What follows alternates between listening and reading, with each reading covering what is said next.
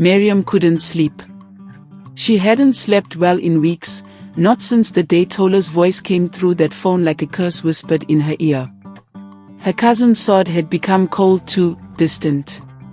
The whispers in the house grew louder. People were talking. Her secret was no longer safe. She checked her phone, no new messages from Delhi. Just blogs and gossip sites calling her the maid turned mistress turned fugitive. She scrolled through the comments. She thought she could steal another woman's home. Juju go reach M. See her now. Miriam slammed the phone down. I need to fix this, she thought. Meanwhile, Delhi was drinking. A lot. At a bar in Victoria Island, he sat alone with a glass of Hennessy. His clothes wrinkled, his beard growing wild. He had called every connection he had left, but no one would help him. He pulled out his phone and played an old video, Maria's birthday. Tola was laughing, holding their daughter as they cut cake together. His hands shook. He had lost everything. His family. His business. His reputation. All because of one decision. One night. One weakness. But as he sat there wallowing, something else stirred in his mind. Miriam could still be useful. She knew things he had told her in confidence. She had dirt. On clients. On deals. On rivals. If he could convince her to come back, to flip the script, maybe they could survive together. Start over. He dialed her number. Back in K2, Miriam saw his call. Her heart jumped. She picked up. Delhi? His voice was low, husky. We need to talk. Meet me tomorrow night at that lodge in Onairu. Room 5. She hesitated. Is it safe? I'm not the one you should fear anymore, he said and hung up. Miriam clutched her phone. She thought about ignoring it. But curiosity and greed won. What she didn't know was that the room was already wired. Delhi had hired someone, an old contact in private security, to install a discreet recording system. The plan? Record her confession. Use it to force her to recant her statements. Maybe even blackmail her into disappearing for good. He was desperate. But so was she. The next night, Miriam walked into room 5 wearing a red blouse and dark jeans. Her hair was tied back.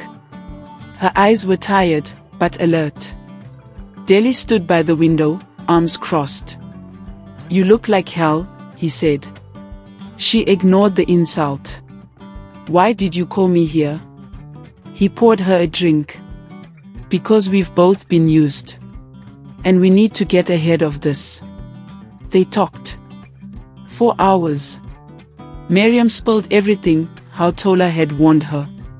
How someone had broken into her room and stolen her diary.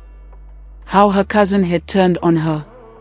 Delhi leaned in, listening, nodding. The camera caught every word. But upstairs, in room 7, Tola sat quietly with a laptop, watching the live feed. A small smirk played on her lips. The security man she'd hired turned to her. You were right. He'd tried to trap her. Tola nodded. And now I have them both. On the record. Every lie. Every scheme. She closed the laptop gently. Now, let's destroy them. When the hunter becomes the flame. The air was thick with humidity in the early evening of Otanla. Thunder rumbled in the distance like an omen. Tola sat in her car, parked just outside her lawyer's office. The USB drive in her palm was warm from her grip. Inside it, the entire recording from room 5. Delhi's manipulation.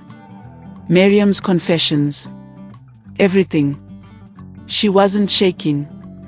Not anymore. She wasn't afraid. Not anymore. She was focused. 3 days later. News broke like a flood. Exclusive, secret recordings expose affair and blackmail plot in Lagos power couple drama. Insider betrayal, ex-housemaid admits conspiracy in viral scandal.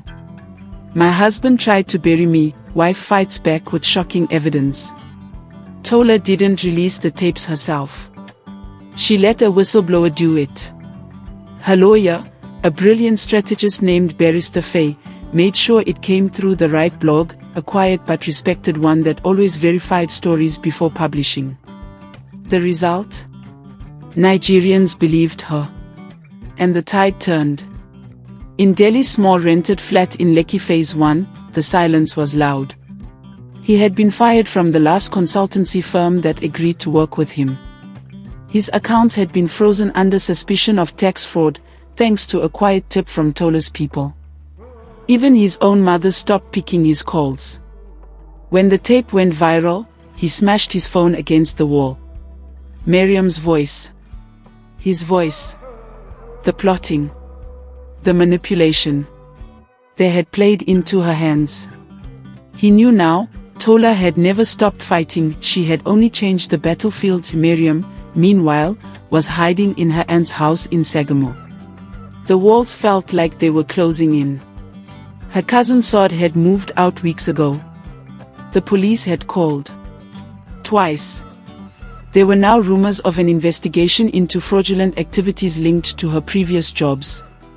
Her face was everywhere. The shame was suffocating.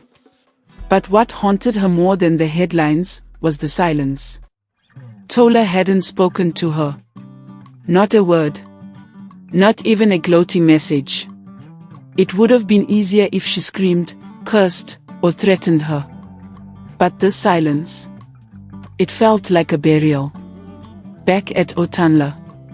Tola returned home one evening to find a letter placed under her gate. No name. Just 3 words, I am sorry. The handwriting was unmistakable. Miriam's. She didn't pick it up. She let the wind blow it into the gutter. Later that night, she stood on her balcony, sipping palm wine, looking over the sea. Her daughter, Mareo, was asleep inside. And for the first time in a long time, peace settled on her shoulders like a shawl. But this wasn't the end. Not yet. There was still one more thing to do. The dance of the final blow.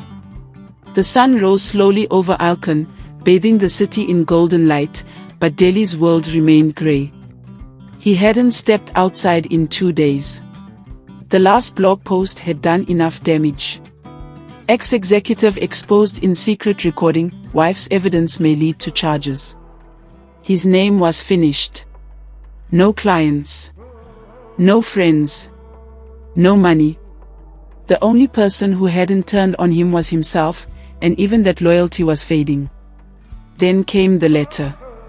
Delivered by hand. No return address. He opened it with trembling fingers.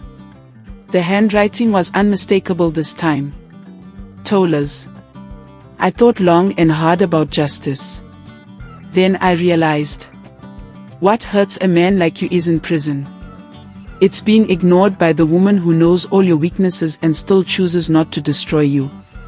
But make no mistake, your freedom is not mercy. It's a mirror. And you will never be able to look into it again without seeing me. There was no curse. No legal threat. No insult. Just a sentence. And that made it more brutal than a slap.